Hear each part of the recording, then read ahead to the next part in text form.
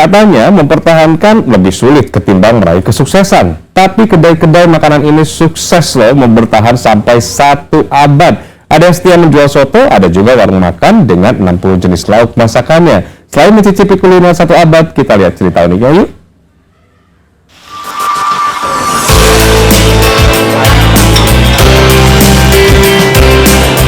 Perjalanan nostalgia kuliner kita di Yogyakarta adalah warung Busput. Di sini pelanggan dimanjakan dengan hampir 60 jenis masakan yang berbeda. Harganya juga terjangkau. Nasi dan 2 macam sayur dihargai Rp8.000.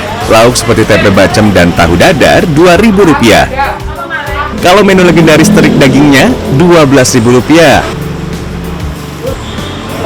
Selain aneka menu ini, warung Busput yang buka di tahun 1920 menyimpan banyak cerita. Tanyakan saja pada Ari Sulianti, pelanggan setia yang dari usia anak-anak sudah makan di warung ini dan mengenal sang pemilik Busput dengan nama Buharjo Sumitro. Kini di usia 70 tahun ia tetap setia makan di sini. Nama Sput diambil dari bahasa Belanda yang artinya cepat.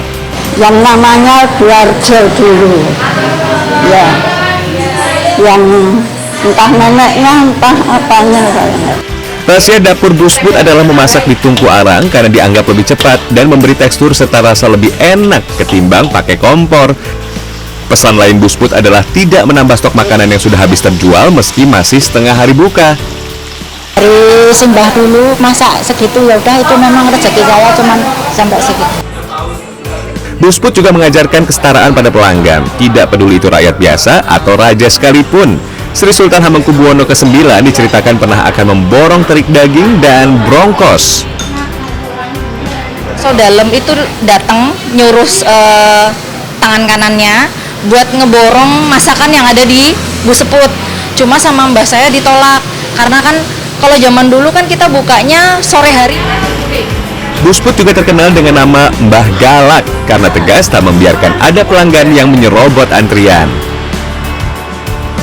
Nah, ini adalah makanan yang ada di warung Busput yang usianya sudah 1 abad, sejak generasi pertama.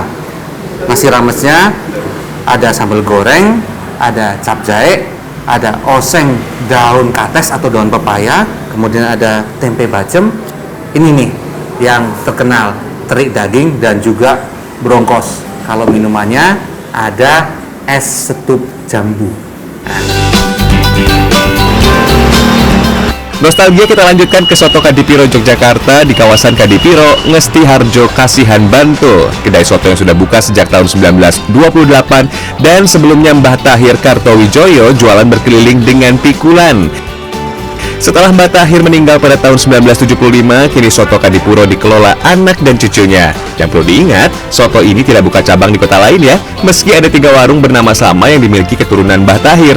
Dan ini nih alasannya. Paling dari Bapak, biar orang-orang kangen dengan Jogja. Jadi orang-orang yang di Jakarta kalau kangen Jogja, marilah kemari.